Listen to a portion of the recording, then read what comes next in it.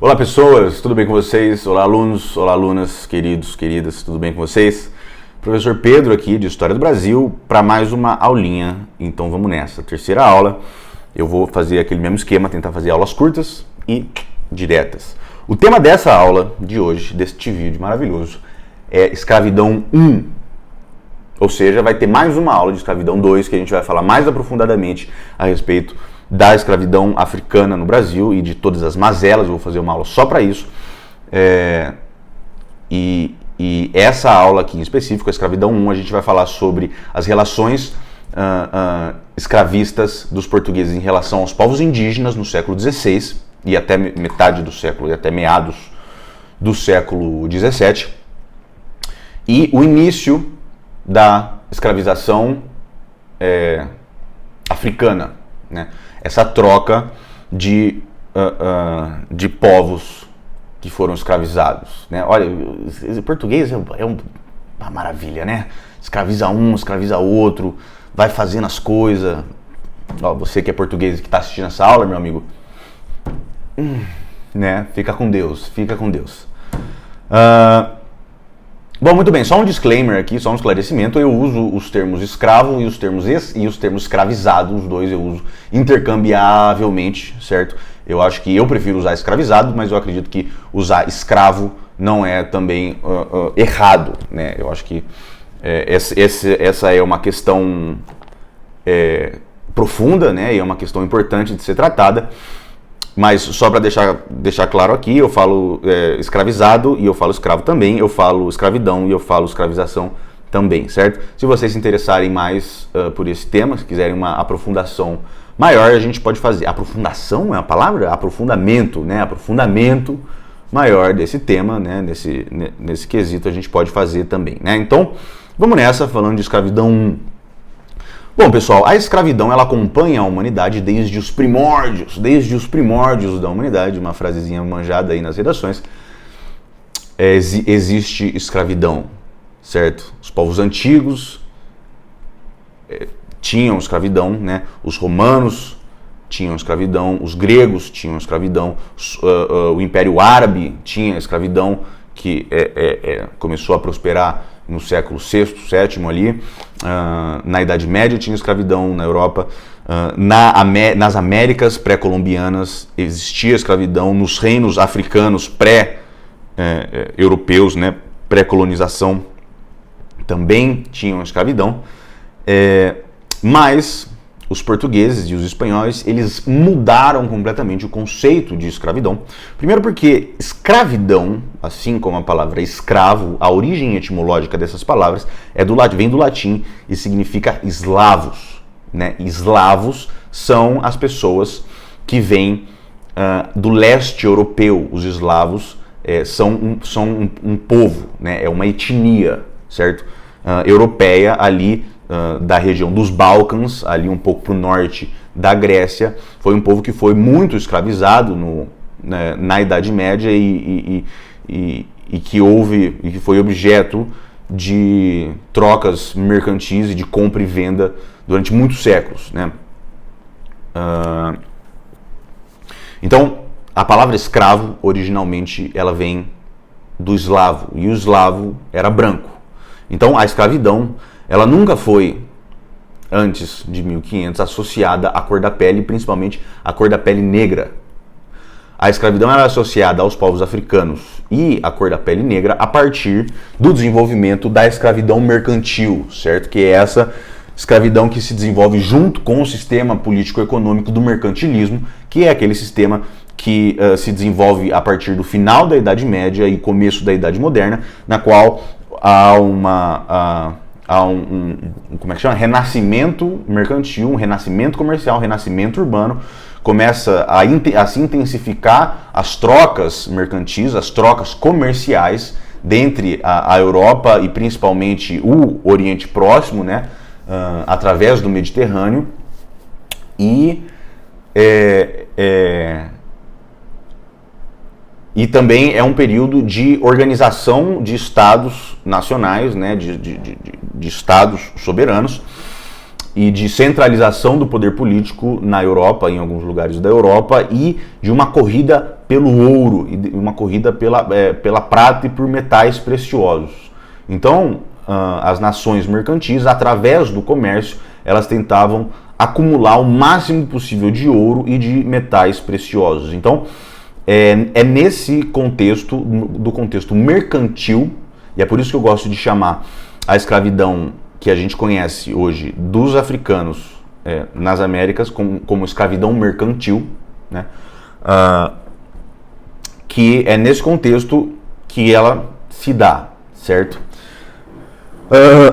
Muito bem. E qual é a diferença, então, a grande diferença entre a escravidão mercantil e as outras escravidões, as outras organizações escravistas, escravocratas que houve nos séculos passados e nos milênios passados? A grande diferença entre a escravidão mercantil e as outras é que a escravidão mercantil, que no mercantilismo e principalmente no sistema colonial europeu nas Américas, a escravidão era o alicerce da economia colonial. Era o alicerce da produção da colônia. Sem a escravidão e sem os escravizados, nada funcionava no Brasil do século XVI até o século XIX. A partir ali de 1630, depois das 3 primeiras décadas de extração quase que exclusiva de pau-brasil, os escravos se tornam, como a professora Lilia Schwartz traz no livro dela, os pés e as mãos dos senhores de engenho e, portanto, da sociedade colonial ali a partir do século XVI e até o século XIX.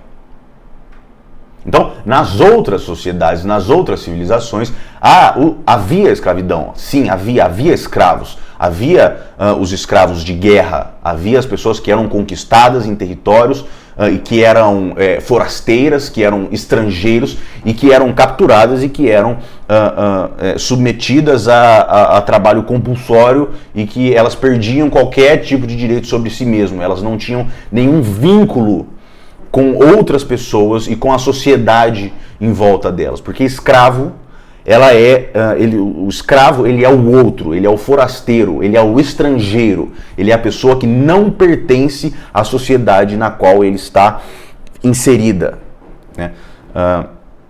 Então, por isso que também é diferente o escravo e o camponês, porque embora sejam duas formas de trabalho compulsório, o camponês ele possui laços familiares e laços territoriais ali da sociedade onde ele vive, do sistema onde ele vive, né?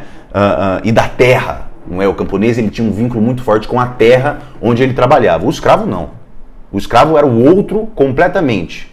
O escravo não tinha direito, não tinha vínculo nenhum na sociedade em que ele vivia, né? Então, de fato, ele era uma coisa, ele era um bem que podia ser propriedade, né, de quem o adquirisse.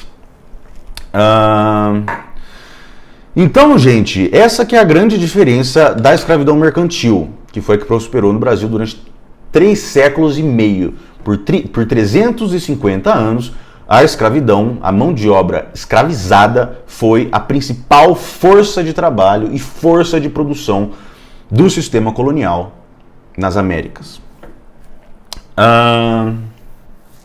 Tá, mas assim, os portugueses chegaram e já trouxeram os escravos africanos? Como é que funcionou isso? Não, na verdade, a gente sabe hoje, né, que houve durante o primeiro século da colonização, principalmente durante o século XVI e o início do século XVII, houve uma forte escravização indígena.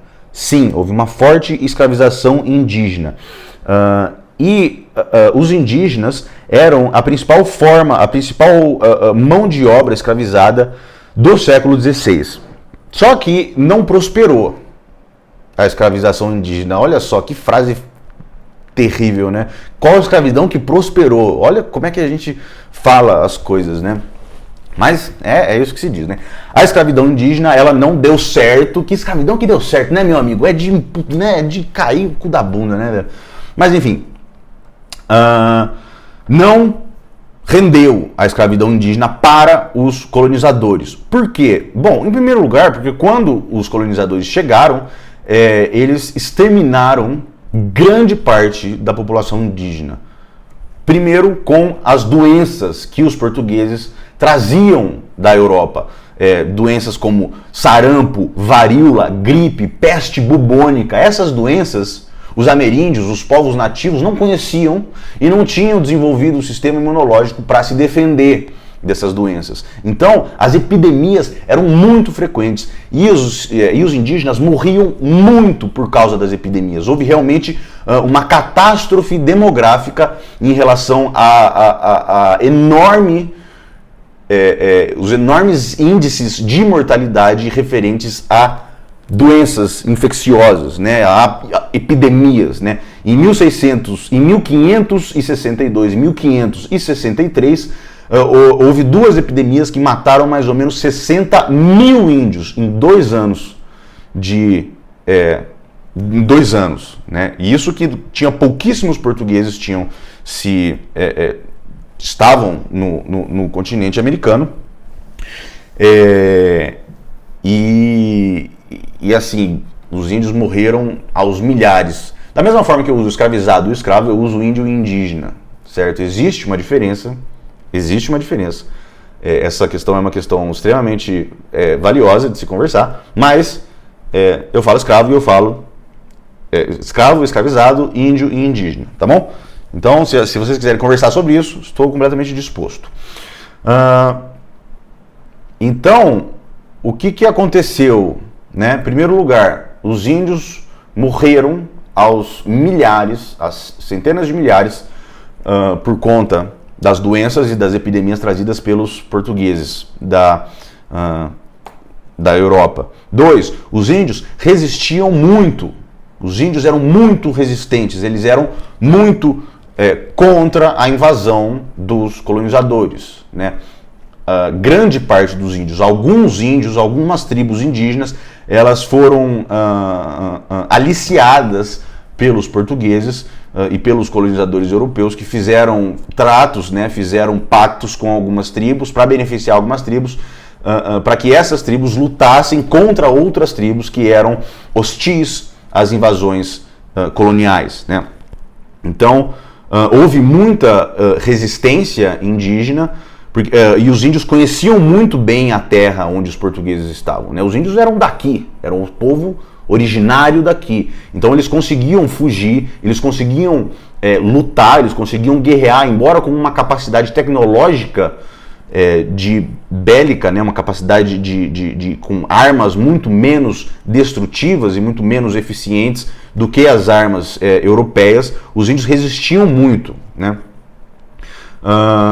E por isso, por causa dessa resistência dos índios em relação aos colonos, os colonos também vieram e trouxeram guerras de conquista, guerras de extermínio e guerras de escravização, certo?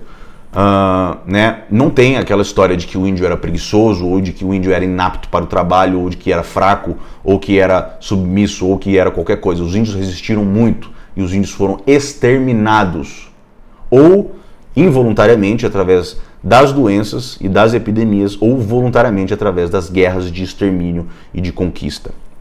As 3 pragas do homem branco, portanto, se diz, né, que foram a peste, a guerra e a escravização.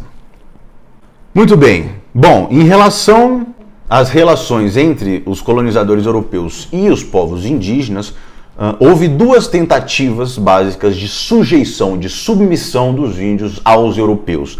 A primeira delas era a trazida e orquestrada pelos colonos, que eram aquelas pessoas que vinham aqui para extrair lucro, para extrair produto, para né, colonizar e explorar tudo que houvesse de recurso natural aqui.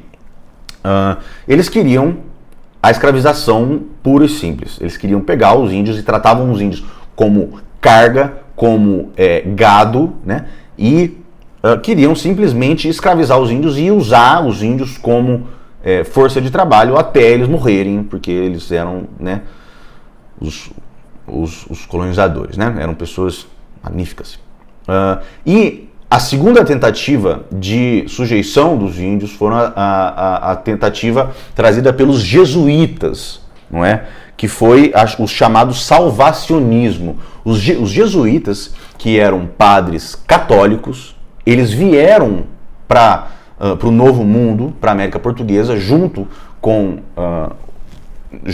os colonizadores, junto com os colônios, e eles tinham o objetivo de catequizar os índios e dominar os indígenas, adestrar os indígenas, civilizar os indígenas e catequizar os indígenas para submeter os indígenas aos meios de produção e aos meios de trabalho europeu. Então, a partir dessa catequização e a partir desse arrebanhamento dos indígenas, os jesuítas formavam as missões e as reduções, não é, que eram como vilas, eram comunidades lideradas pelos jesuítas, nas quais os indígenas eram a principal força de trabalho e de arrebanhamento, no sentido de buscar novos rebanhos, buscar novos fiéis, para aumentar a influência da igreja, para aumentar o poder da igreja, porque a igreja tinha sofrido um baque depois da quebra das 95 teses de Lutero, que houve a cisão entre os católicos e os protestantes e a reforma protestante, né? Então a Igreja Católica passava por um período de contra-reforma católica, de contra-reforma, né? E buscavam novos fiéis. E aí os jesuítas vinham com esse papo de salvar as almas dos pobres selvagens canibais, né? Porque eles eram antropófagos, né? Eles praticavam a antropofagia ritual. É outro tema que depois eu vou falar um pouquinho melhor, porque é muito interessante, vale a pena, não vai dar tempo de falar tudo aqui. Então, mas eles tentavam, né, de qualquer forma, sujeitar os indígenas ao domínio, à opressão europeia. Nenhum dos dois, nem o colono, nem o jesuíta, respeitava o indígena. O colono, óbvio que não queria escravizar, mas o jesuíta tinha esse papo de querer proteger os indígenas, de que queriam que os colonos não escravizassem os indígenas, tanto que houve intensos conflitos entre os jesuítas e os colonos no início da colonização, porque os colonos queriam aprisionar e escravizar os povos indígenas, e os jesuítas queriam domesticar e catequizar e pegar para eles, não é? Mas nenhum dos dois se importavam de fato com os indígenas como seres humanos, não é? O colono queria explorar o indígena até a sua morte física, e os jesuítas queriam explorar os indígenas até a sua morte cultural, a sua morte espiritual. E, né, uma passagem que comprova isso é o padre Manuel da Nóbrega, que foi um dos primeiros jesuítas a vir para o Brasil em meados do século XVI, que ele diz, jesuíta isso, né? Índios são cães em se comerem e matarem, e são porcos nos vícios e nas maneiras de se tratarem. Isso eram os caras que falavam que protegiam os índios, que não era para escravizar. Ou seja, eles estavam cagando para os índios, né? Bom, havia também o conceito de guerra justa, que eram as guerras justificáveis, consideradas como guerras de defesa ou como guerras de punição pelos índios. Os colonos usavam a desculpa de guerra de defesa, falando, eles atacaram a gente primeiro, então a gente pode revidar e capturar os índios e trazer para utilizá-los como mão de obra escravizada. E os jesuítas falavam que eles podiam ir e fazer as guerras e subjugar os índios por conta da sua antropofagia, por conta dessa antropofagia ritual, que era o consumo de carne humana, que era uma prática cultural de povos pré-colombianos aqui na América do Sul, que os católicos não compreendiam, que os católicos, né, não faziam a menor ideia disso e viam como prática demoníaca, via como adoração ao diabo, viam como isso, como aquilo. Então, essas guerras justas, esse conceito é importante, galera, eram as desculpas usadas pelos colonos e pelos jesuítas para realmente ir atrás e aprisionar e escravizar os indígenas. Eu vou seguir, gente, é muita coisa, galera, é foda, mano, foi mal. Tem uma frasezinha, mas por que não deu certo então a escravização indígena? Aí aqui o Boris Falso, ele fala, eu vou ler aqui pra gente.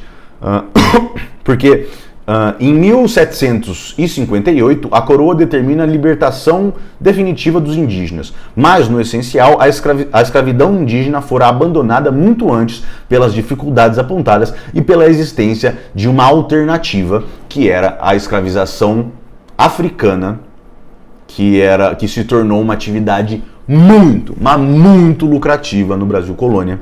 Então, não é que não deu certo porque eles protegiam os índios, ou porque os índios tinham mais direitos, ou porque eles eram menos aptos, ou qualquer coisa desse tipo. Não houve mais escravização indígena porque era muito difícil escravizar os indígenas, porque eles morriam, eles eram mortos, exterminados, e porque o tráfico negreiro passou a ser uma atividade muito lucrativa e, portanto, muito praticada, né? Então a gente vai falar na próxima aula de início da escravização e do tráfico de escravos, tá bom? Beijo, amigos.